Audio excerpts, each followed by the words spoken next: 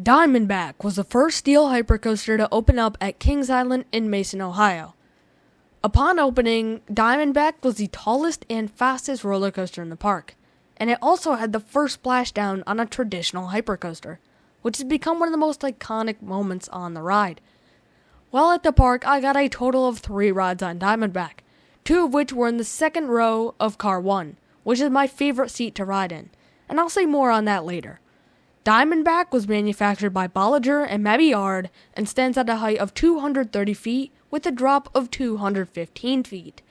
Without further ado, this is my review of Diamondback at Kings Island. The theming. Diamondback is themed to the Western Diamondback rattlesnake, and the area around the ride, Rivertown, is themed to the area where that animal lives, which is in the southeastern United States near Florida and Louisiana. And Rivertown definitely encapsulates that vibe very well. The rustic buildings and colonial architecture makes for a very nice setting.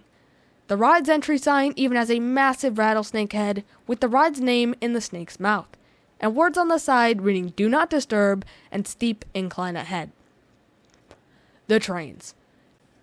Diamondback features the B&M Hypercoaster trains, which featured the clamshell style restraint, which I personally think are some of the best in the business. One thing that differentiates these trains from something like Orion in the same park is the staggered seating arrangement. This seating arrangement is the same one that Cedar Fair installed on all 3 of their hypercoasters that they built between 2008 and 2010, with the first one being Behemoth at Canada's Wonderland in 2008, then Diamondback in 2009, then Thunder Striker, previously known as Intimidator, in 2010. With the only other installation with these trains being Shambhala at Portaventura in Spain. What does this seating setup mean for the ride experience? Well, it means that the trains are much longer, which gives more push in the front and more whip in the back. But I will get to that more in the next segment.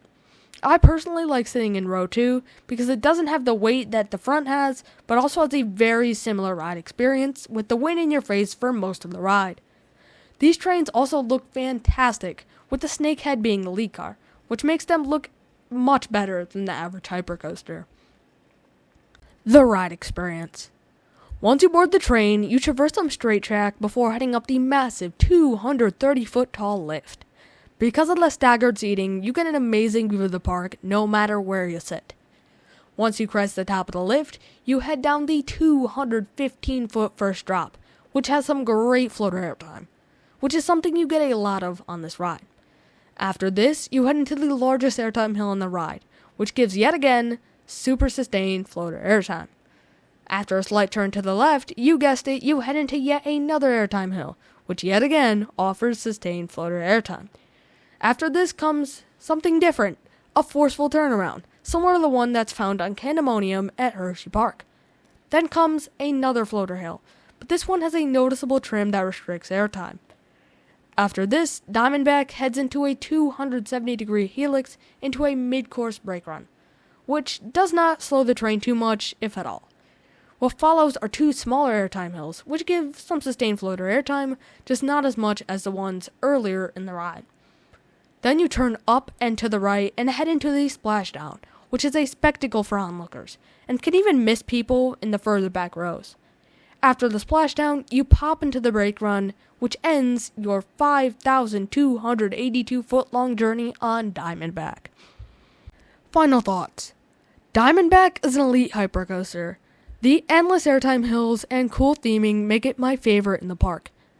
While the drop may not be as good as the one on Orion, it is still amazing. Diamondback is also better than the other B&M hyper I've done to this point, which is Candemonium at Hershey Park, which makes me want to ride all the other B&M hypers, especially the ones with staggered seating, even more. It isn't the best roller coaster when it comes to positive G's, but it makes up for that with the sheer airtime that it has. I highly recommend heading out to Kings Island to check out Diamondback and all the other rides they have there, even though Diamondback alone is probably worth a visit in my eyes. What do you think of Diamondback? Tell me in the comments below. Have a good one. Bye.